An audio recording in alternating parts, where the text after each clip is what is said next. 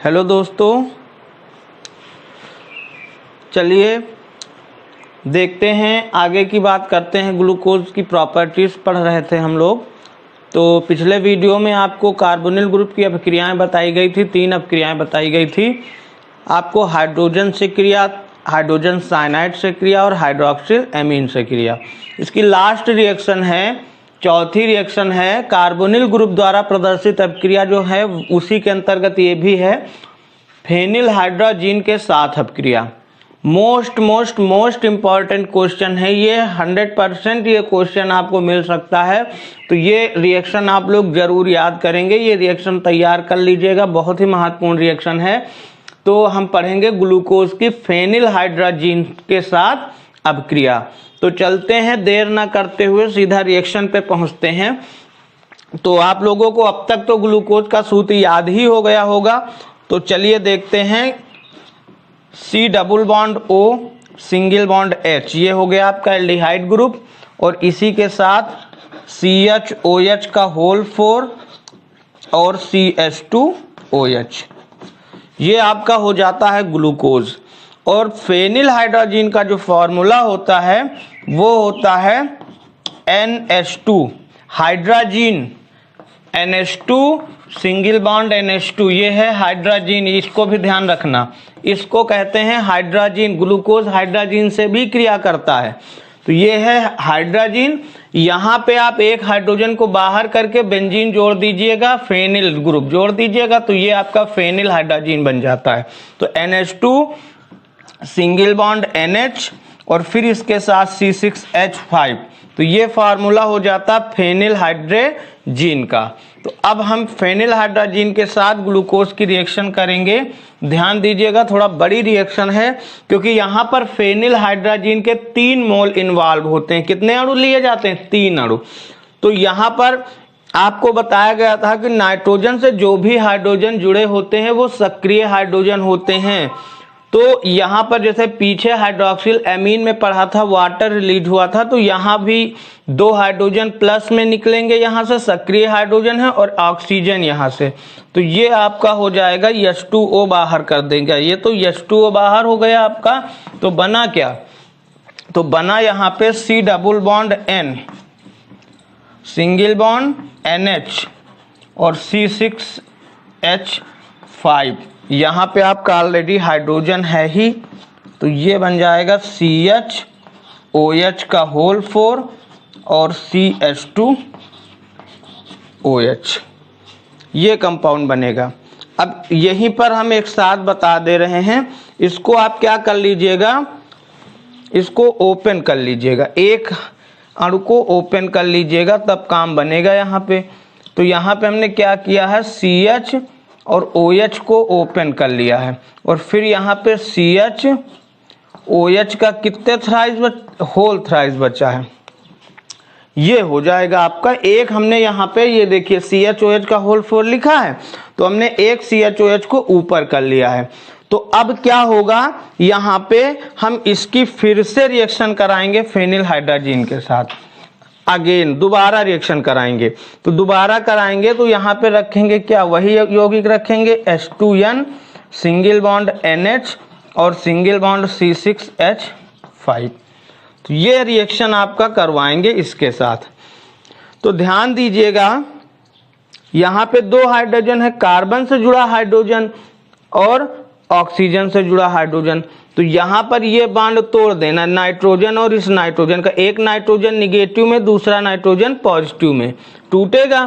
तो एक हाइड्रोजन को इसके साथ जोड़ दीजिएगा, एक हाइड्रोजन को इसके साथ। तो जो आपका बनेगा यहाँ पे बाहर क्या होगा, एक हाइड्रोजन इस नाइट्रोजन के साथ जुड़ेगा तो अमोनिया बाहर कर देगा, और दूसरा वाला हाइड्रोजन जब इसके साथ जुड़ेगा तो एनिलीन बाहर करेगा, C6H5NH2। और यहाँ पे क्या बन जाएगा, जब दोनों हाइड्रोजन बाहर हो जाएंगे तो कार्बोनिल ग्रुप फॉर्म हो जाएगा। क्या फॉर्म हो जाएगा, कार्बोनिल ग्रुप। तो यहाँ पे आपका N single bond NH C6H5, और यहाँ पे बन जाएगा H, और नीचे आपका आ जाएगा कार्बोनिल ग्रुप, और यहाँ पे आपका बन जाएगा CH2, यहाँ पे आपका बन जाएगा CHOH का होल थ्राइस और यहाँ पे बन जाएगा CH2OH। यही तो बनेगा ना यहाँ पे, ये तो पूरा डिस्टर्ब नहीं होगा। यहाँ पे दोनों हाइड्रोजन निकलेंगे तो यहाँ कार्बोनिल ग्रुप बन जाएगा। तो अब क्या होगा, बस उसी तरह से यहाँ जैसे कार्बोनिल ग्रुप से क्रिया करवाई थी फेनिल हाइड्रोजन का, हमने कहा था 3 मोल यूज होंगे, तो 2 मोल तो आपने यूज कर लिया, एक ये तीसरा मोल यहाँ यूज कर लीजिए। H2N सिंगल बॉन्ड NH और सिंगल बॉन्ड C6H5। तो यहाँ पे हम रिएक्शन को करे दे रहे हैं, ध्यान दीजिएगा। H2O यहाँ से फिर बाहर कर देंगे। रिएक्शन आसान है, थोड़ा सा फॉर्मूला याद रखना बस। जैसे यहाँ H2O बाहर किया था वैसे H2O यहाँ बाहर होगा, ये ग्रुप इसके साथ जुड़ जाएगा। तो यहाँ पर आप H2O बाहर कर देंगे और आपका बन जाएगा C double bond N single bond NH C6H5 और यहाँ पर H और यहाँ पे आपका हो जाएगा C double bond N single bond NH C6H5 और CHOH का होल थ्राइस CH2OH। ये आपका बन जाएगा। इसको हम कहते हैं ग्लूकोसा जोन। ये क्या बन जाएगा, ग्लूकोसा जोन बन जाएगा। क्रिस्टलीय ठोस होता है, नाम लिख लेना ग्लूकोसा जोन। ये कौन सा यौगिक बनेगा, ग्लूकोसा जोन। अभी हम फ्रक्टोज में पढ़ेंगे, फ्रक्टोज भी ग्लूकोसा जोन देता है और ग्लूकोज भी ग्लूकोसा जोन देता। तो यहाँ पे भी आगे हम फ्रक्टोज और ग्लूकोज की तुलना करेंगे एक दूसरे से। तो पहले तो हम ग्लूकोज कंप्लीट कर लें, तो आगे फ्रक्टोज के बारे में पढ़ेंगे। मोस्ट इंपॉर्टेंट रिएक्शन है, आप लिखेंगे जब फेनिल हाइड्रोजन की क्रिया ग्लूकोज से होती है तो ग्लूकोसा जोन का फॉर्मेशन होता है। और यहाँ पे 3 फेनिल हाइड्रोजन के अणु इन्वॉल्व होते हैं। फेनिल हाइड्रोजन कितने अणु, 3 अणु इन्वॉल्व होते हैं। यहाँ लिख भी ले जाना, फेनिल हाइड्रोजन। तो 3 अणु इन्वॉल्व होकर के ग्लूकोसा जोन का फॉर्मेशन करेंगे। ये रिएक्शन है आपकी, इसको आप नोट कर लीजिएगा, फिर आगे की बात करते हैं। तो चलिए आगे रिएक्शन कंप्लीट हो गई हो तो नोट कर लिया हो तो आगे देखते हैं। CHO ग्रुप द्वारा प्रदर्शित अपक्रिया। अब बात करते हैं हम CHO ग्रुप, ऐसी अपक्रियाएं जिनमें पूरा का पूरा एल्डिहाइड ग्रुप पार्टिसिपेट करेगा, एल्डिहाइड ग्रुप भाग लेगा, वो सभी अपक्रियाओं के बारे में पढ़ना है। और इसमें जो आपकी एल्डिहाइड समूह द्वारा प्रदर्शित अपक्रिया है, इसमें ये रिएक्शन सबसे महत्वपूर्ण है, इसकी अपचायक गुण। अपचायक गुण का मतलब क्या होता है, अपचायक क्या होते हैं, अपचायक वे होते हैं जिनका अपक्रिया में ऑक्सीकरण होता है, या ये कह सकते हैं जो अपचायक होते हैं वो दूसरे यौगिकों को अपचयित करने की क्षमता रखते हैं, खुद ऑक्सीकृत होते हैं और दूसरे को अपचयित कर देते हैं। इसमें कंफ्यूज मत होना कि जो अपचायक होंगे तो उनका अपचयन होगा, जो अपचायक होंगे उनका ऑक्सीकरण होगा और उनकी उपस्थिति में दूसरे पदार्थों का अपचयन होता है। तो इस तरह से ये रेड्यूसिंग एजेंट हैं। ऑक्सीडाइजिंग एजेंट, रेड्यूसिंग एजेंट दो होते हैं, ऑक्सीकारक और अपचायक। तो यहाँ पर अपचायक गुण तो आपने लिखा है कि या फैलिंग विलयन तथा टॉलेंस अभिकर्मक को अपचयित कर देता है।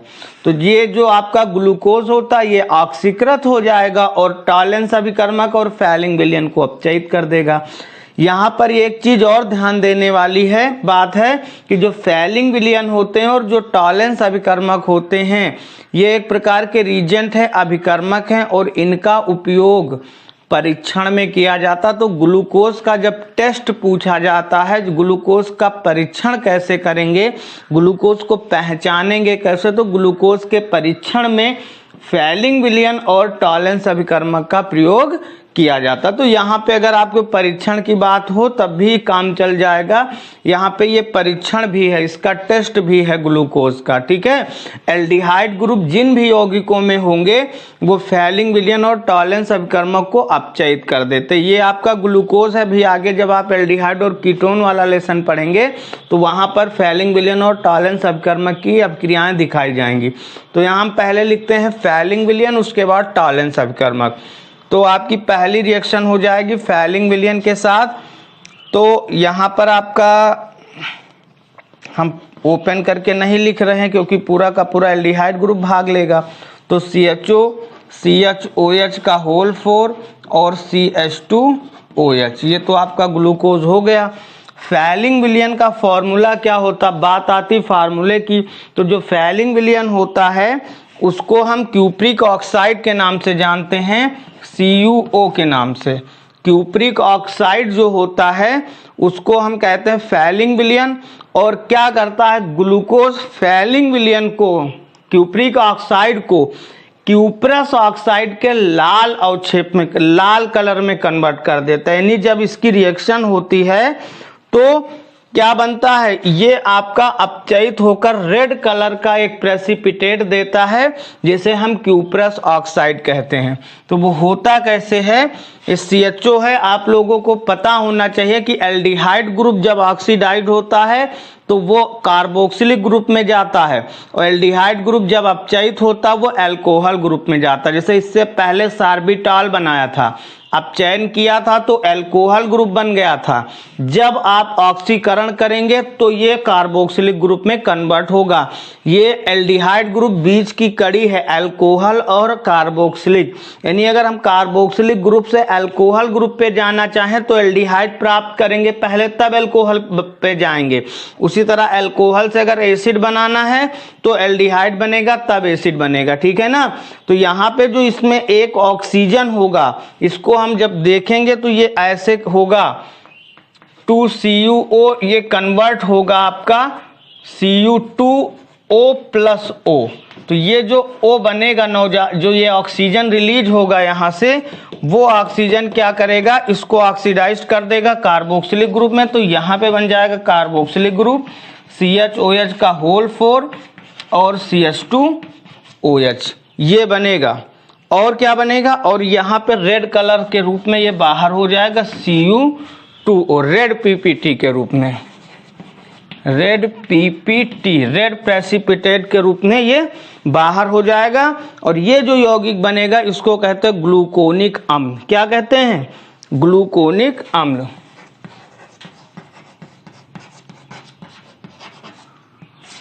ग्लूकोनिक अम्ल। तो जब फैलिंग विलयन का अपचयन होता है तो क्या बनता है, क्यूप्रस ऑक्साइड का लाल अवक्षेप, ठीक है ना, और ग्लूकोनिक एसिड का फॉर्मेशन हो जाता है। तो ये तो रिएक्शन हो गई फैलिंग विलयन के साथ। अब बात करते हैं टॉलेंस अभिकर्मक के साथ। इसको कंप्लीट कर लीजिए, स्क्रीनशॉट ले लीजिए, इसका स्क्रीनशॉट आप लोग ले लीजिए, फिर हम इसी में बात कर लेते हैं। दूसरी नंबर रिएक्शन डाल करके यहीं पे बात कर देते। तो जो आपका टॉलेंस अभिकर्मक होता है उसका सूत्र होता है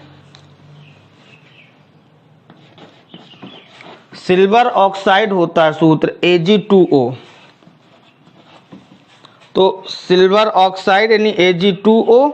तो यहाँ पर तो हम इसको हटा देंगे लेकिन इसको नहीं हटाएंगे, ठीक है ना, क्योंकि प्रोडक्ट वही देगा। तो अब यहाँ पे क्या होता है कि जब हम इसको रखते हैं टॉलेंस अभिकर्मक, इसे बोला जाता है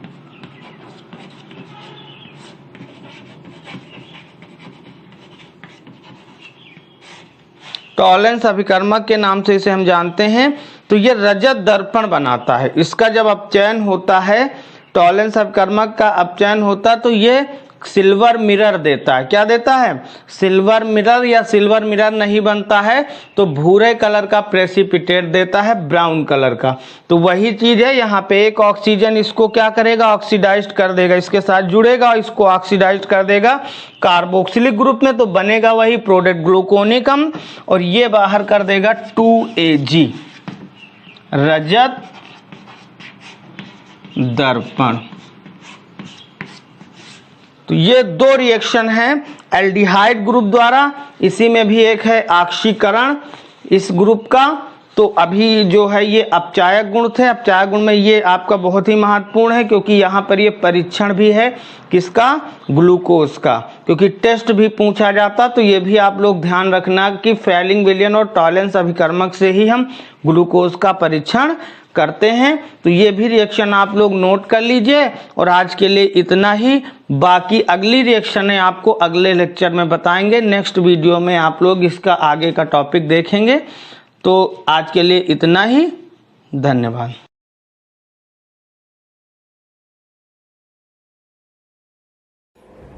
नमस्कार दोस्तों, मैं केबी सर आज केमिस्ट्री सब्जेक्ट का एक बहुत ही इम्पॉर्टेंट टॉपिक हाइड्रोजन बॉन्डिंग लेकर आया हूँ। तो आइए देखते हैं हाइड्रोजन बॉन्डिंग के बारे में और समझते हैं कि क्या होता है हाइड्रोजन बॉन्डिंग और ये हाइड्रोजन बॉन्डिंग किन यौगिकों में फॉर्म होता है। तो आइए देखते हैं हाइड्रोजन बॉन्डिंग। जैसा कि आप लोग देख रहे हैं कि इसमें एक शब्द यूज हो रहा है हाइड्रोजन, तो सीधा सा मतलब ये है कि इसमें हाइड्रोजन का उपयोग हुआ होगा और हाइड्रोजन से ही संबंधित है। एक चीज और बताना चाहते हैं हम कि जो हाइड्रोजन बॉन्डिंग है, शब्द तो यहाँ पे बॉन्डिंग यूज हुआ है, लेकिन जो आपकी हाइड्रोजन बॉन्डिंग है ये एक बॉन्डिंग नहीं है, ये एक इंटरमॉलिक्यूलर फोर्स है। आप सब लोग पीछे कक्षाओं में पढ़ चुके होंगे या पहले से ही जानकारी होगी कि जब दो मॉलिक्यूल आपस में एक दूसरे के पास आते हैं तो उनके बीच एक प्रकार का फोर्स कार्य करता है जिसको हम इंटरमॉलिक्यूलर फोर्स कहते हैं। तो हाइड्रोजन बॉन्डिंग कोई केमिकल बॉन्डिंग नहीं है, ये एक प्रकार की इंटरमॉलिक्यूलर फोर्सेस है, ये एक प्रकार का इंटरमॉलिक्यूलर फोर्सेस है। तो देखते हैं कि हाइड्रोजन बॉन्डिंग होता क्या है। बहुत ही इंपॉर्टेंट टॉपिक है, स्पेशली ये टॉपिक जर्नल केमिस्ट्री के अंतर्गत आता है और ये टॉपिक कई सारे फिजिकल और केमिकल प्रॉपर्टीज को प्रभावित करता है यौगिकों के। तो कई सारे रीजन हमारे इस हाइड्रोजन बॉन्डिंग से सॉल्व होते हैं। तो आइए देखते हैं कि हाइड्रोजन बॉन्डिंग होता क्या है। अगर हम एक एग्जाम्पल लें और एग्जाम्पल के द्वारा आपकी समझें कि हाइड्रोजन बॉन्डिंग क्या होता, तो सबसे पहले हम एक बहुत सिंपल सा एग्जाम्पल ले रहे हैं जिसको हम कहते हैं HF, हाइड्रोजन फ्लोराइड। सब लोग जानते होंगे, बहुत ही कॉमन सा ये कंपाउंड है हाइड्रोजन फ्लोराइड। तो आप सब लोग जानते होंगे कोवलेंट बॉन्ड दो प्रकार के होते हैं, एक पोलर और एक नॉन पोलर। तो अगर हम इस हाइड्रोजन फ्लोराइड पर गौर करें तो यहाँ पर कोवलेंट बॉन्ड का फॉर्म हुआ है और कोवलेंट बॉन्ड में हमने बताया कि दो प्रकार से कोवलेंट बॉन्ड बनता है, एक पोलर होता है और दूसरा होता है non polar. Polar covalent bond क्या होते हैं कि जो आपके साझे के इलेक्ट्रॉन युग्म है, जब कोवलेंट बॉन्ड बन रहा है तो हाइड्रोजन का एक इलेक्ट्रॉन और एक इलेक्ट्रॉन फ्लोरीन का कोवलेंट बॉन्ड का फॉर्म कर रहा है। तो जो साझे का इलेक्ट्रॉन युग्म है, जब हाइड्रोजन से कोई बहुत अधिक मोर इलेक्ट्रोनेगेटिव एटम जुड़ जाता है तो जो बॉन्ड बनता है वो पोलर बनता है। क्यों? क्योंकि जो साझे का इलेक्ट्रॉन युग्म है ये मोर इलेक्ट्रोनेगेटिव एटम की ओर ट्रांसफर हो जाता है, जिससे इस पर पार्शियल नेगेटिव चार्ज और इस पर पार्शियल पॉजिटिव चार्ज लग जाता है। अब यहाँ पर अगर हम हाइड्रोजन फ्लोराइड के कई सारे अणुओं को पास में लाएं, तो अगर हम यहाँ पे दूसरा हाइड्रोजन फ्लोराइड लेकर आते हैं तो इसमें भी बॉन्डिंग कुछ इसी प्रकार से होगी। इस पर पार्शियल नेगेटिव चार्ज और इस पर पार्शियल पॉजिटिव चार्ज। क्यों आएगा? इसलिए आएगा क्योंकि जो साझे का इलेक्ट्रॉन युग्म है वो फ्लोरीन की ओर ट्रांसफर हुआ है, जिससे इस पर पार्शियल नेगेटिव चार्ज लग गया और इस पर पार्शियल पॉजिटिव चार्ज लग गया है। अब अगर इस पे तीसरा लाए मॉलिक्यूल तो ये भी कुछ इसी तरह से पार्शियल पॉजिटिव पार्शियल नेगेटिव में आपका आवेश इस पर आ जाएंगे। अब जब यहाँ पे ये फ्लोरीन है, मोर इलेक्ट्रोनिगेटिव एटम है, ये क्या करता है कि बगल वाले हाइड्रोजन परमाणु को अपनी ओर अट्रैक्ट करता है, क्योंकि अपोजिट चार्ज लगे हैं, इस पर पॉजिटिव चार्ज है और इस पर निगेटिव चार्ज है। तो इस हाइड्रोजन एटम को ये फ्लोरीन एटम अपनी ओर अट्रैक्ट करता है, और जब ये अट्रैक्ट करता है तो एक आकर्षण बल, एक अट्रैक्शन फोर्स डेवलप हो जाता फ्लोरीन और हाइड्रोजन के बीच, और जिसके कारण एक हाइड्रोजन फ्लोराइड का मॉलिक्यूल दूसरे हाइड्रोजन फ्लोराइड मॉलिक्यूल से एक डॉटेड बॉन्ड द्वारा बंध जाता है। अब इसी डॉटेड बॉन्ड को हम एक नाम देते हैं जिसको हम बोलते हैं हाइड्रोजन बॉन्डिंग।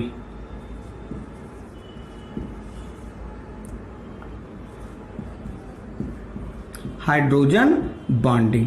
तो अगर हम डिफिनीशन की बात करें कि हाइड्रोजन बॉन्डिंग है क्या, तो हाइड्रोजन बॉन्डिंग की परिभाषा हम कुछ इस तरह से बताएंगे। जब कोई भी मोर इलेक्ट्रोनिगेटिव एटम किसी हाइड्रोजन परमाणु से बंधा होता है और उसके पास कोई दूसरा मोर इलेक्ट्रोनिगेटिव एटम आता है, तो हाइड्रोजन परमाणु उस मोर इलेक्ट्रोनिगेटिव एटम के साथ एक वीक अट्रैक्शन फोर्स के द्वारा बंध जाता है। इसी वीक अट्रैक्शन फोर्स को हम एक नाम देते हैं जिसे कहते हैं हाइड्रोजन बॉन्डिंग। और हाइड्रोजन बॉन्डिंग के बनने के कारण यौगिकों के फिजिकल स्टेट प्रभावित हो जाते हैं, भौतिक अवस्थाएं बदल जाती हैं, उनके बॉइलिंग और मेल्टिंग पॉइंट चेंज हो जाते हैं।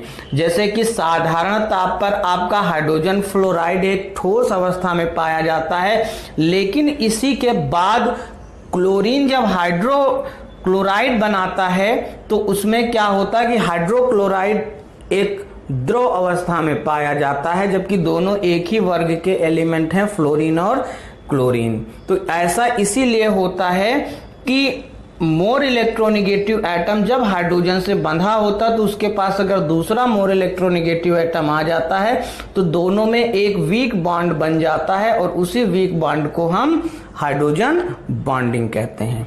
अब हाइड्रोजन बॉन्डिंग बनने के लिए आवश्यक शर्तें क्या होती हैं? अगर ये तो हाइड्रोजन बॉन्डिंग हो गया। हाइड्रोजन बॉन्डिंग के लिए क्या आवश्यक है? तो हाइड्रोजन बॉन्डिंग के लिए जो पहली चीज आवश्यक है वो होना चाहिए, जो हाइड्रोजन से एटम बंधा होना चाहिए वो मोर इलेक्ट्रोनिगेटिव एटम होना चाहिए, यानी कि अधिक वैद्युत ऋणात्मक तत्व जब हाइड्रोजन से बंधेगा तभी वो हाइड्रोजन बॉन्डिंग का निर्माण कर सकता है। तो पहली कंडीशन ये है कि जो हाइड्रोजन से बंधा दूसरा तत्व है वो उसकी वैद्युत ऋणात्मकता बहुत अधिक होनी चाहिए, यानी कि इलेक्ट्रोनिगेटिविटी उसकी बहुत ही ज्यादा होनी चाहिए। और दूसरी बात क्या है? दूसरी बात ये है कि जो आपका इलेक्ट्रोनिगेटिव एटम हो उसकी साइज बहुत कम होनी चाहिए, यानी कि वो स्मॉल होना चाहिए। तो छोटे साइज का अगर ऋण आयन है और उस पर बहुत ज्यादा इलेक्ट्रोनिगेटिव चार्ज है तो इसका मतलब है कि वो जब हाइड्रोजन से बंधेगा तो वो डेफिनेटली हाइड्रोजन बॉन्डिंग का फॉर्मेशन करेगा। अब हाइड्रोजन बॉन्डिंग जो होती है वो हाइड्रोजन बॉन्डिंग के प्रकार कितने होते हैं? तो हाइड्रोजन बॉन्डिंग मुख्य रूप से दो प्रकार के होते हैं। हाइड्रोजन बॉन्डिंग स्पेशली दो टाइप से बनते हैं। पहला टाइप होता है हाइड्रोजन बॉन्डिंग का इंटरमॉलिक्यूलर हाइड्रोजन बॉन्डिंग। इंटरमॉलिक्यूलर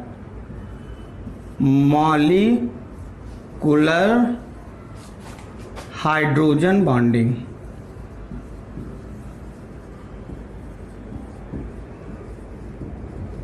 पहला टाइप हो जाता है इंटरमॉलिक्यूलर हाइड्रोजन बॉन्डिंग और दूसरा इसका टाइप हो जाता है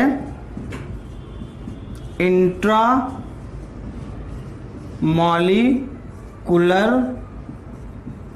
हाइड्रोजन बॉन्डिंग।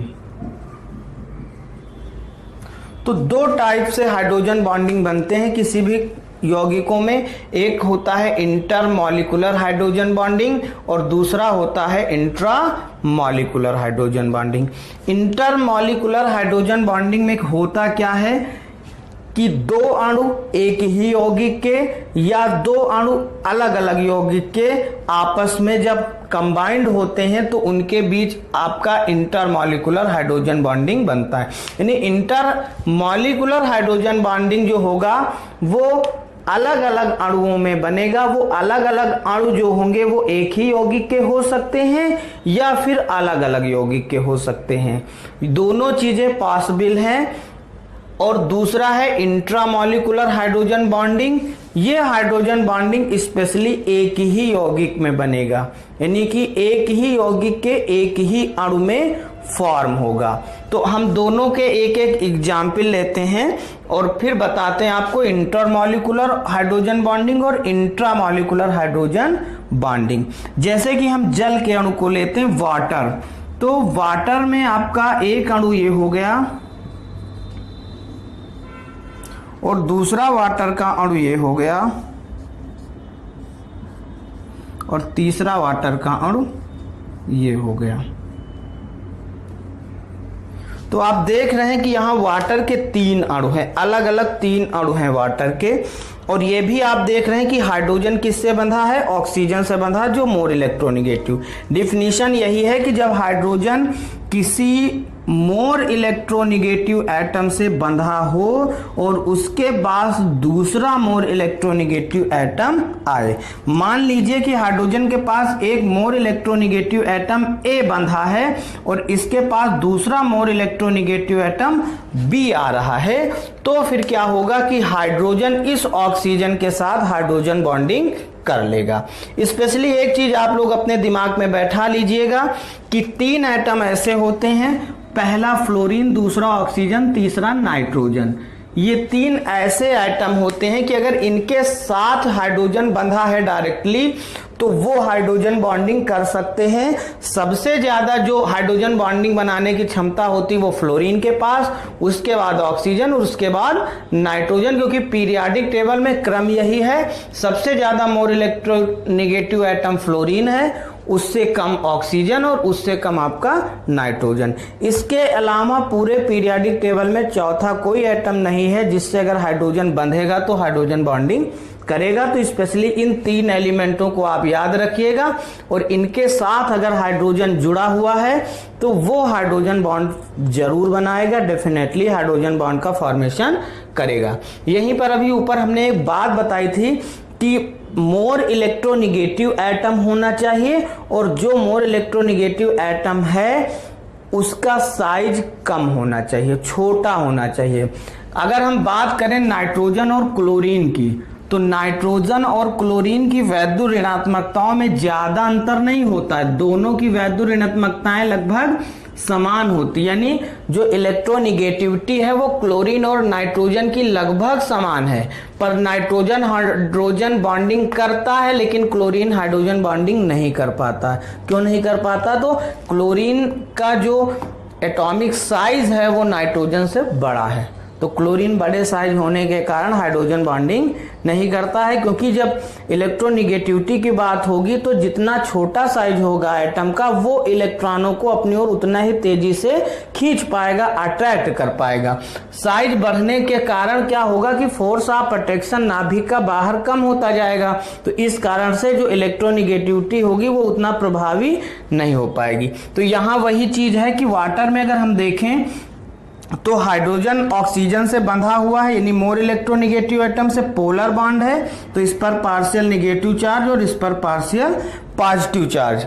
यही चीज यहां पर भी होगा, इस पर पार्शियल पॉजिटिव चार्ज और इस पर पार्शियल नेगेटिव चार्ज, और यहां पर भी आपका पार्शियल पॉजिटिव चार्ज और इस पर पार्शियल नेगेटिव चार्ज, क्योंकि यहां पर जो आपका बॉन्डिंग है वो पोलर बॉन्डिंग है और इसलिए पोलर बॉन्ड बन रहे हैं, इसलिए आवेश आ जाएंगे, पार्शियल चार्ज डेवलप हो जाएंगे।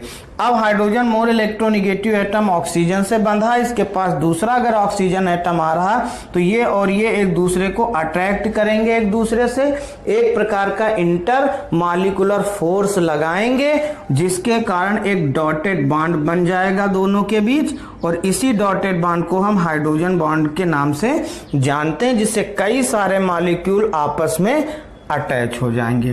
तो ये हाइड्रोजन बॉन्डिंग जो है ये अलग अलग अणुओं में बन रही है और इसको हम बोलते हैं intermolecular hydrogen bonding.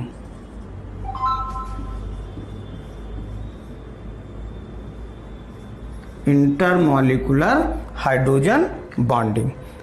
Intermolecular hydrogen bonding के कई सारे उदाहरण हैं, जैसे कि अल्कोहल हो गया आपका। अल्कोहल में भी आपका इंटरमॉलिक्यूलर हाइड्रोजन बॉन्डिंग बनता है। इसके ऊपर हमने HF बताया था, हाइड्रोजन फ्लोराइड।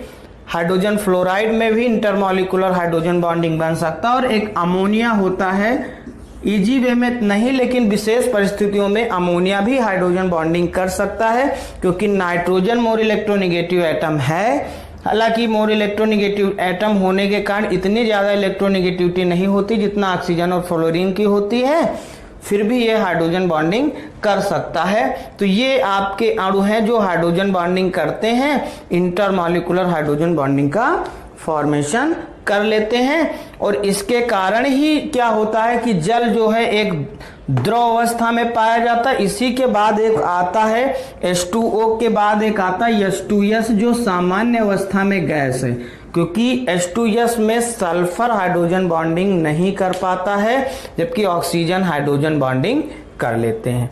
तो कुल मिला के ये ध्यान रखना कि एक ही यौगिक हो या अलग अलग यौगिक हो, उनके अलग अलग अणु जब आपस में, कई सारे अणु आपस में जब हाइड्रोजन बॉन्डिंग करते हैं तो वो हाइड्रोजन बॉन्डिंग इंटरमॉलिक्यूलर होती है। और जब एक ही यौगिक में बनता है, तो एक ही यौगिक में अगर हम देखें तो यहां देख सकते हैं आर्थोनाइट्रोफिनॉल, ये आपका हो जाएगा। एक ही यौगिक है आपका, यहां पे नाइट्रोजन, यहां पे ऑक्सीजन आपका डबल बॉन्ड, ठीक है, और ये कोऑर्डिनेट बॉन्ड से ऑक्सीजन।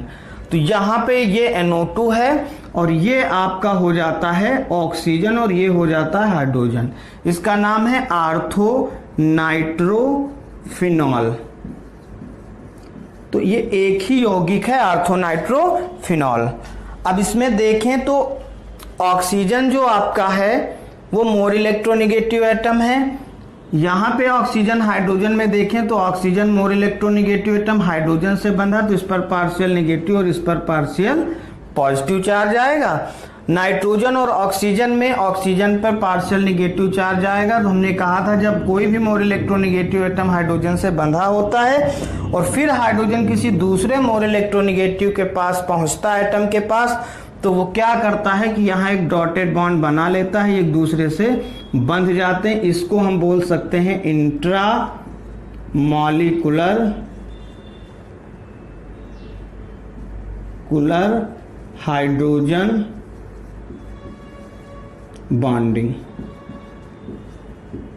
ये इंट्रामॉलिक्यूलर हाइड्रोजन बॉन्डिंग। तो ये देख रहे हो कि एक ही अणु है, किसी भी यौगिक का एक ही अणु। तो जब किसी भी यौगिक के एक ही अणु में हाइड्रोजन बॉन्डिंग बनेगी तो वो हाइड्रोजन बॉन्डिंग इंट्रामॉलिक्यूलर होगी, लेकिन अलग अलग अणुओं के बीच जो हाइड्रोजन बॉन्डिंग बनेगी वो hydrogen bonding intermolecular hydrogen bonding होगी। तो ये टाइप्स ऑफ हाइड्रोजन बॉन्डिंग थे। ध्यान रखिएगा, एक बार और रिपीट कर रहे हैं कि हाइड्रोजन बॉन्डिंग क्या है।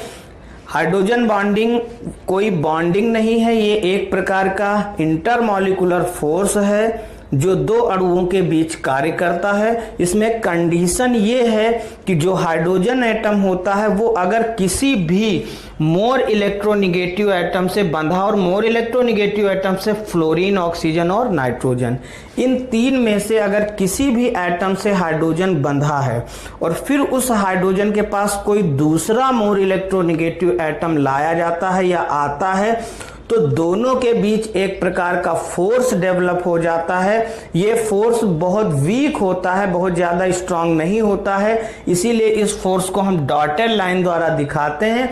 और फिर वो दोनों हाइड्रोजन और वो दूसरा मोर इलेक्ट्रोनिगेटिव एटम एक दूसरे से डॉटेड बॉन्ड द्वारा बन जाते हैं। ये डॉटेड बॉन्ड क्या दिखाता है? ये डॉटेड बॉन्ड ये दिखाता है दोनों एटम के बीच फोर्स ऑफ अट्रैक्शन को दिखाता कि इस एटम का अट्रैक्शन इस एटम के साथ है और जिस कारण कई सारे अणु आपस में जुड़ जाते हैं।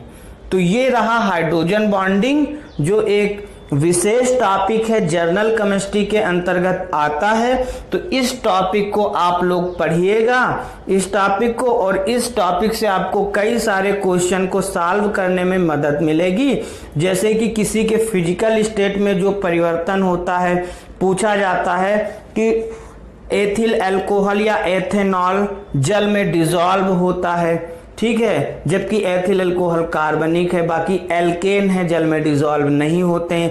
तो ये भी रीजन आपका हाइड्रोजन बॉन्डिंग से मिलेगा, क्योंकि जो एथिल अल्कोहल है, एथेनॉल, वो भी, उसमें भी OH ग्रुप होता है उपस्थित, और OH ग्रुप उपस्थित होने के कारण क्या होता है कि ये हाइड्रोजन एटम जो होता है वो वाटर के ऑक्सीजन के साथ हाइड्रोजन बॉन्डिंग कर लेता है। तो हाइड्रोजन बॉन्डिंग के द्वारा हम विलयता भी बता सकते हैं दो यौगिकों की, और हाइड्रोजन बॉन्डिंग के द्वारा हम ये भी बता सकते हैं किसी की भौतिक अवस्था में क्यों चेंज हुआ है, या हम गलनांक और क्वथनांक भी बता सकते हैं। तो कई सारे रीजन हम हाइड्रोजन बॉन्डिंग द्वारा बता सकते हैं। तो इसलिए बहुत ही ज़्यादा इम्पॉर्टेंट टॉपिक था ये, और ये टॉपिक आपके इंटरमीडिएट और BSc स्टैंडर्ड दोनों के लिए, और यहाँ तक कि कॉम्पिटिटिव एग्जाम में भी हाइड्रोजन बॉन्डिंग से क्वेश्चन पूछे जाते हैं। तो आज के लिए इतना ही, धन्यवाद।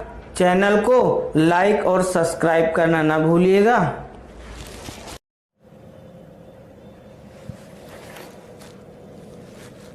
हेलो स्टूडेंट, मैं KB सर आज आप लोगों के लिए कोऑर्डिनेट कंपाउंड का दूसरा टॉपिक लेकर आया हूँ। मेरे पिछले वाले लेक्चर में आप लोगों ने डबल सॉल्ट और कॉम्प्लेक्स सॉल्ट के बारे में समझा था, सीखा था। तो आज हम आपको उसी लेसन से संबंधित एक नया टॉपिक लेकर आए हैं, जिसका नाम है इफेक्टिव एटॉमिक नंबर, प्रभावी परमाणु क्रमांक। शॉर्ट फॉर्म में इसे आप EAN भी बोल सकते हैं। ये टॉपिक BSc सेकेंड ईयर और बोर्ड एग्जाम की दृष्टि से बहुत ही महत्वपूर्ण और बहुत ही इम्पॉर्टेंट टॉपिक है। BSc सेकेंड ईयर के सिलेबस में भी ये टॉपिक है इनऑर्गेनिक केमिस्ट्री में, और बोर्ड में भी आपके इनऑर्गेनिक केमिस्ट्री में ये टॉपिक मिलेगा। चाहे आप CBSE बोर्ड या फिर आप UP बोर्ड, किसी की भी बात करें तो दोनों बोर्डों में ये टॉपिक आपको उपलब्ध मिलेगा। तो बात करते हैं इफेक्टिव एटॉमिक नंबर की। इफेक्टिव एटॉमिक नंबर होता क्या है और किसका होता है? तो जो इफेक्टिव एटॉमिक नंबर होता है वो सेंट्रल मेटल का होता है जो कॉम्प्लेक्स फॉर्म करते हैं। यानी कोई भी कॉम्प्लेक्स कंपाउंड आप देखेंगे तो उसमें सेंट्रल मेटल उपस्थित होगा, तो उसी सेंट्रल मेटल का इफेक्टिव एटॉमिक नंबर होता है, प्रभावी परमाणु क्रमांक होता है। लेकिन जो आपके कॉम्प्लेक्स होते हैं, या इन्हें हम कह सकते हैं कोऑर्डिनेट कंपाउंड होते हैं, इनके बारे में थोड़ा सा हम देख लें, और इनमें यूज किए गए जो टर्म्स होते हैं वो हम अगर देख लें तो सबसे पहले हम इस एग्जाम्पल से आपको समझा रहे हैं। ये आपका एग्जाम्पल लिखा है कॉपर के साथ अमोनिया बंधे हैं 4 अणु, उसके बाद आपका यहाँ ब्रैकेट के अंदर हैं ये दोनों, और ब्रैकेट के बाहर SO4 है। तो इसका सेंस क्या होता है, क्यों ऐसे लिखे जाते ब्रैकेट लगा करके? तो ब्रैकेट जो होता है ये साधारण ब्रैकेट नहीं होता है, इसको हम बोलते हैं कोऑर्डिनेशन स्फीयर, यानी इसके अंदर का जो क्षेत्र होता है वो होता है कोऑर्डिनेशन स्फीयर। एक स्थान होता है जिसको ये प्रदर्शित करता है, और उस स्थान में हमारा सेंट्रल मेटल और उससे जुड़े हुए लिगैंड्स रखे जाते हैं। उसके बाहर आपके दूसरे ग्रुप रखे जाते हैं। यहाँ पर आप देख रहे हो आयनिक बॉन्ड, यहाँ पर देख रहे हो आप कोऑर्डिनेट बॉन्ड। तो जो लिगैंड्स होते हैं और जो सेंट्रल मेटल होते हैं ये दोनों मिल करके कॉम्प्लेक्स का फॉर्मेशन करते हैं। यानी अगर सेंट्रल मेटल और उसके बाद आपका हो जाएगा लिगैंड, अगर इन दोनों को कंबाइन करेंगे तो आपका कॉम्प्लेक्स बनेगा। समझ रहे हैं ना? अगर हम सेंट्रल मेटल प्लस लिगांड जब दो मिलेंगे तभी कॉम्प्लेक्स का फॉर्मेशन होता है, कोऑर्डिनेट कंपाउंड का फॉर्मेशन होता है। इससे बाहर जो ग्रुप लगा होता है वो आयनिक बॉन्ड से बनता है और जब इसको जल में डिसॉल्व करते हैं तो ये आयनिक बॉन्ड होने के कारण ये बाहर हो जाता है, जबकि ये पूरा ग्रुप सेफ रहता है। क्यों? क्योंकि ये कॉम्प्लेक्स होता है। कॉम्प्लेक्स क्यों होता है? क्योंकि इसमें कोऑर्डिनेट बॉन्ड उपस्थित होते हैं और कोऑर्डिनेट बॉन्ड उपस्थित होने के कारण इसका आयनाइजेशन नहीं होता है। That's clear. तो अब बात हम ये करते हैं कि लिगैंड्स, बार बार बोल रहे हैं लिगैंड्स लिगैंड्स लिगैंड्स, होते क्या हैं लिगैंड्स? लिगैंड्स एक प्रकार के डोनर ग्रुप होते हैं। क्या होते हैं? डोनर ग्रुप होते हैं। क्या डोनेट करते हैं? इलेक्ट्रॉन पेयर डोनर होते हैं। ठीक है, इलेक्ट्रॉन पेयर को ये त्यागते हैं या डोनेट करते हैं, किससे? सेंट्रल मेटल को। सेंट्रल मेटल को जब ये इलेक्ट्रॉन पेयर देंगे तभी कोऑर्डिनेट बॉन्ड का फॉर्मेशन होता है। तो जो लिगैंड्स होते हैं एक प्रकार के लुईस बेस होते हैं और वो इलेक्ट्रॉन पेयर डोनेट करने की क्षमता रखते हैं। यानी ब्रैकेट के अंदर हम सेंट्रल मेटल के साथ वही ग्रुप रखेंगे जो इलेक्ट्रॉन पेयर डोनेट करने की टेंडेंसी रखता हो, जिसके पास ये क्षमता हो कि वो सेंट्रल मेटल को इलेक्ट्रॉन पेयर डोनेट कर दे। अगर उसके पास क्षमता नहीं है इलेक्ट्रॉन पेयर डोनेट की तो वो लिगांड की तरह कार्य नहीं करेगा। तो लिगांड जो होते हैं वो ligand act as a Lewis base. प्रभावी एटॉमिक जो आप प्रभावी परमाणु क्रमांक या इफेक्टिव एटॉमिक नंबर, इसको आप निकालने के लिए आपको लिगैंड्स और सेंट्रल मेटल दोनों को समझना बहुत ज़रूरी है। सेंट्रल मेटल जो होते हैं वो लुईस एसिड होते हैं, जबकि जो आपके लिगैंड्स होते हैं वो आपके सेंट्रल मेटल होते हैं वो लुईस एसिड होते हैं, जबकि जो लिगैंड्स होते हैं वो लुईस बेस की तरह कार्य करते हैं और वो कोऑर्डिनेट बॉन्ड सेंट्रल मेटल के साथ बनाते हैं। जैसे यहाँ एक एग्जाम्पल से देखें, ये लिगैंड मान लीजिए सपोज दैट, और ये मान लीजिए सेंट्रल मेटल मान लीजिए। तो जो लिगैंड्स होते हैं वो इलेक्ट्रॉन पेयर डोनेट करने की क्षमता रखते हैं मेटल को, और मेटल के पास इलेक्ट्रॉन की कमी होती है, या ये भी कह सकते हो कि इसके पास जो इसकी इलेक्ट्रॉनिक संरचना होती है उसमें स्थान होता है ऑर्बिटलों में, जिससे वो इलेक्ट्रॉन पेयर को रख सकते हैं। तो इस तरह से कोई भी कॉम्प्लेक्स होगा उसमें दो प्रकार की वैलेंसी पॉसिबल है, एक प्राइमरी दूसरी सेकेंडरी। यानी एक आपकी हो जाएगी इलेक्ट्रोवैलेंट और दूसरी वैलेंसी हो जाएगी कोऑर्डिनेट। तो कॉम्प्लेक्स में हमारा महत्व केवल इतना है कि जो कॉम्प्लेक्स फॉर्म होगा वो कोऑर्डिनेट बॉन्ड के द्वारा ही कॉम्प्लेक्स का फॉर्मेशन होगा, और वो कोऑर्डिनेट बॉन्ड सेंट्रल मेटल और उनके लिगांडों के बीच बनेंगे। अब एक लिगांड है तो सेंट्रल मेटल को दो इलेक्ट्रॉन यानी एक इलेक्ट्रॉन पेयर डोनेट करेगा। जैसे यहाँ पर अमोनिया 4 हैं तो इसका मतलब क्या हुआ कि कॉपर के साथ 4 अमोनिया कोऑर्डिनेट बॉन्ड बना रहे हैं, मतलब 4 दूनी 8 यानी 8 इलेक्ट्रॉन। ठीक है, 8 इलेक्ट्रॉन इसको दे रहे हैं, यानी 8 इलेक्ट्रॉन इसको दे रहे हैं। ठीक है, तो इस तरह से आपका जो प्रभावी परमाणु क्रमांक है वो होता क्या है, कॉम्प्लेक्स बनने के बाद।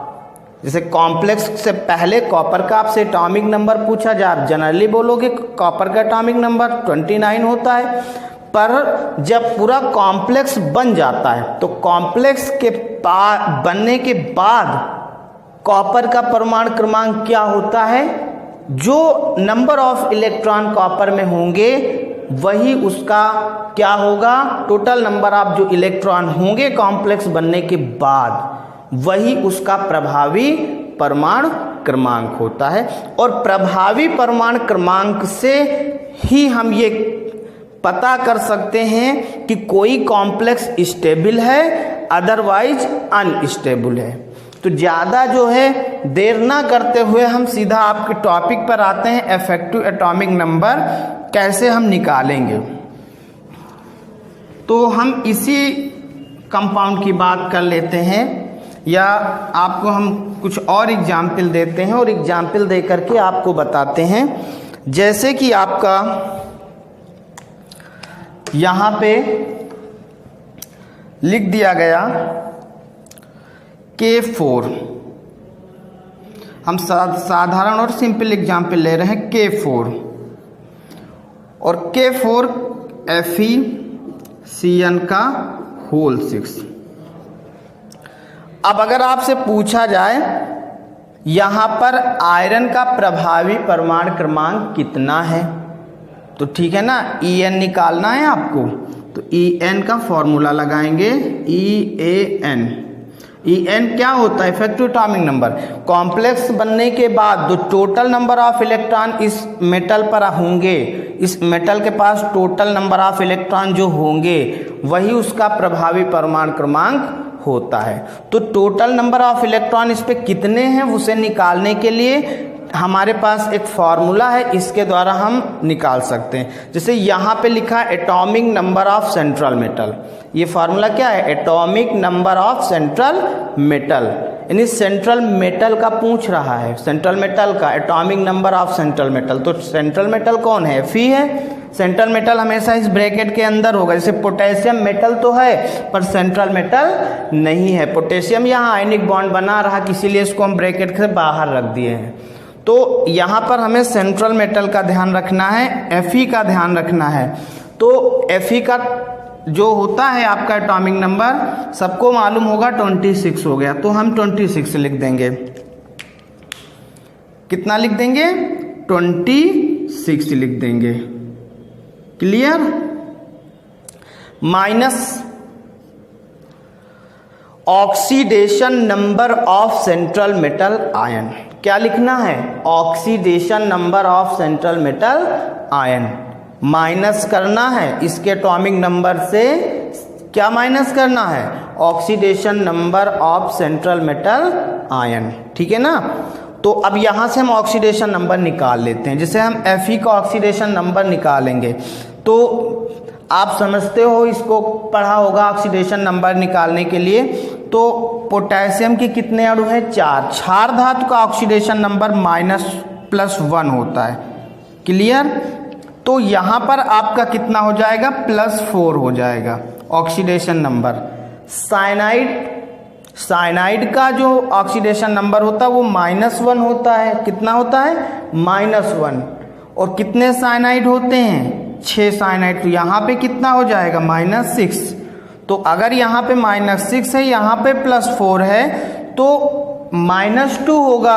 और आप सब लोग जानते हो कुल जो टोटल ऑक्सीडेशन नंबर किसी कंपाउंड की होती है वो 0 होती है। कितनी होती है, 0 होती है। तो यहाँ पर जो ये +4 है, ये -6 है, तो अगर कैलकुलेट करेंगे तो -2 आएगा, और -2 बराबर के इधर ले जाएंगे तो +2 आ जाएगा। तो Fe की ऑक्सीडेशन नंबर यहाँ पर +2 आएगी। अगर आप फॉर्मूला लगाएंगे, x मान के इसको निकालेंगे तो -6 बराबर के उधर जाएगा, +6 हो जाएगा, +4 बराबर के उधर जाएगा, -4 हो जाएगा, -4 + 6 तो +2 आएगा। तो ऑक्सीडेशन नंबर आएगा +2। तो यहाँ पर आपका जो है central oxidation number of central metal ion तो 2 रख देंगे, ठीक है। इससे हमें ये पता चलता है कि आयनिक बॉन्ड बनाने में आयरन ने कितने इलेक्ट्रॉन खर्च किए। तो आयरन का Fe2+ निकला, मतलब 2 इलेक्ट्रॉन आयरन ने त्यागे होंगे, तभी तो K4 इसके साथ जुड़ पाया है।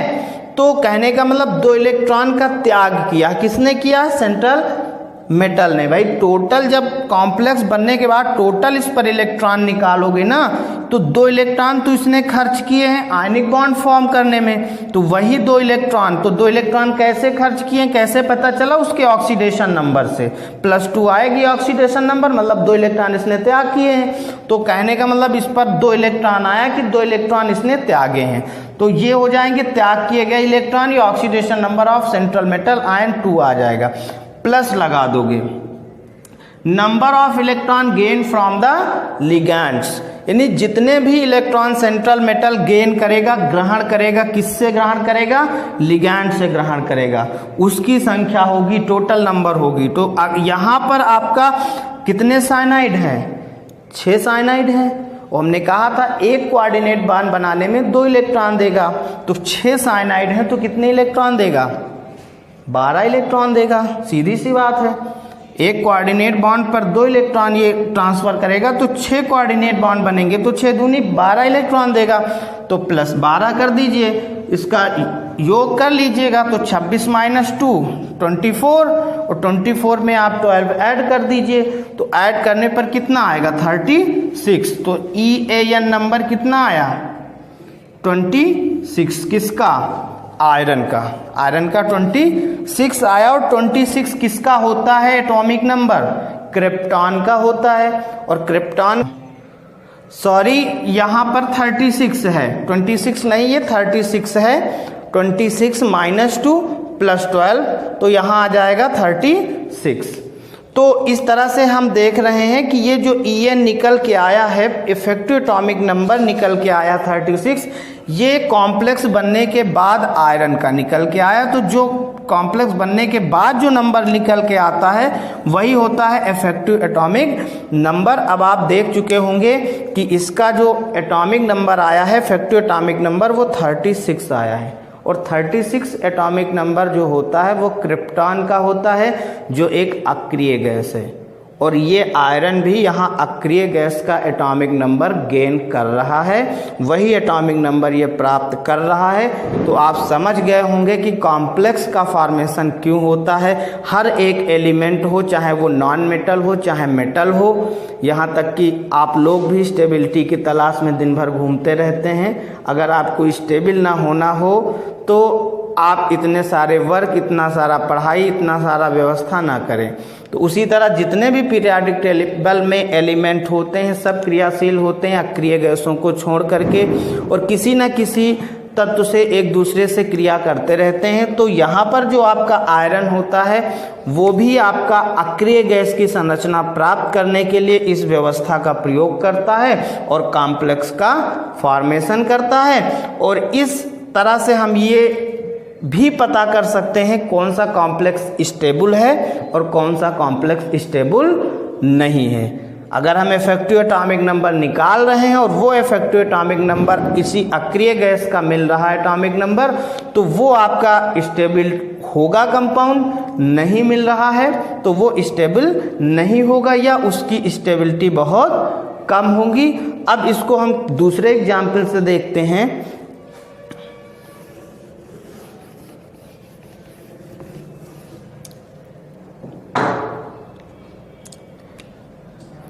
एक एग्जाम्पल हम लेते हैं निकिल टेट्राकार्बोनिल का, निकिल टेट्राकार्बोनिल।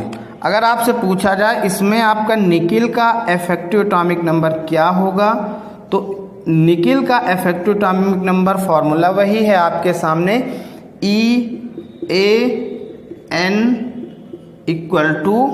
बराबर atomic number of central metal. तो निकिल का जो एटॉमिक नंबर होता है वो होता है 28, इतना सबको पता है। माइनस करना है तो माइनस क्या करना है, माइनस करना है oxidation number of central metal ion. तो यहाँ कार्बोनिल जुड़ा हुआ है ना, और कार्बोनिल का जो ऑक्सीडेशन नंबर होता है वो 0 होता है। कार्बोनिल एक उदासीन ग्रुप है, तो जब ये उदासीन ग्रुप है तो निकिल को कोई भी इलेक्ट्रॉन त्यागना नहीं पड़ेगा, ये केवल इलेक्ट्रॉन गेन करेगा। क्या करेगा, निकिल केवल इलेक्ट्रॉन को गेन करेगा, क्योंकि निकिल के साथ कोई आयनिक बॉन्ड नहीं बना है, कोई बाहर ब्रैकेट के देख रहे हैं कोई ग्रुप नहीं है ना। यानी निकिल टेट्राकार्बोनिल में केवल आपका लिगैंड ही निकिल के साथ बंधा हुआ, यानी कोऑर्डिनेट बॉन्ड का ही फॉर्मेशन हुआ है। तो केवल हम इलेक्ट्रॉन का ऐड करेंगे, किन इलेक्ट्रॉनों का, number of electron gain from the ligands, यानी जो लिगैंड्स के द्वारा सेंट्रल मेटल इलेक्ट्रॉन को गेन करेगा, ग्रहण करेगा, उन्हीं नंबर ऑफ इलेक्ट्रॉन को आप ऐड करेंगे। तो क्या करेंगे, EAN बराबर इसका एटॉमिक नंबर हो जाएगा 28। अब यहाँ प्लस लगा देंगे, इसका तो काम खत्म कर देंगे ना, यहाँ पर इसका कुछ ऑक्सीडेशन नंबर निकलेगा नहीं, 0 होगा। तो 28 प्लस एक कार्बोनिल एक कोऑर्डिनेट बॉन्ड बनाएगा, 4 कार्बोनिल 4 कोऑर्डिनेट बॉन्ड बनाएंगे। टोटल नंबर ऑफ इलेक्ट्रॉन कितने गेन करेगा, ये 2 गुणे 4, यानी एक कोऑर्डिनेट बॉन्ड में 2 इलेक्ट्रॉन गेन करेगा। कोई भी कोऑर्डिनेट बॉन्ड बनता है तो 2 इलेक्ट्रॉन के द्वारा बनता है, 2 इलेक्ट्रॉन पेयर का एक्सेप्शन या इलेक्ट्रॉन पेयर का डोनेशन होता है। तो उस आधार पर यहाँ 4 और गुणे 2 हो जाएगा 8। तो 28 8 36, देखिए आ गया आपका 36। पिछले में भी 36 आया था, यहाँ पर भी 36 आ गया। तो कुल मिलाकर ये है कहने का मतलब कि जो इफेक्टिव एटॉमिक नंबर होता, प्रभावी परमाणु क्रमांक किसी भी सेंट्रल मेटल का, वो नंबर ऑफ टोटल इलेक्ट्रॉन होते हैं जब कॉम्प्लेक्स का फॉर्मेशन हो जाता है।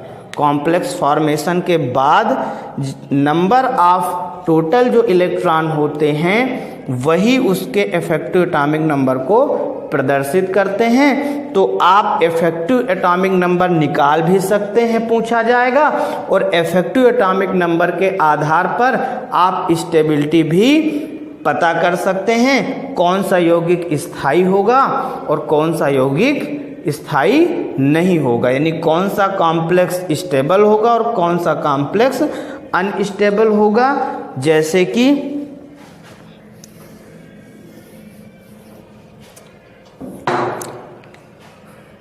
कि आपसे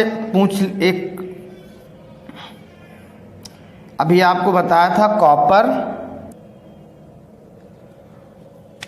तो ये 2 एग्जाम्पल बोर्ड पे दिख रहे हैं आप लोगों को, और इसको करिए, उसका इफेक्टिव एटॉमिक नंबर निकाल के हमें बताइए। जैसे ये कॉपर सेंट्रल मेटल है और ये अमोनिया है, ये सल्फेट है।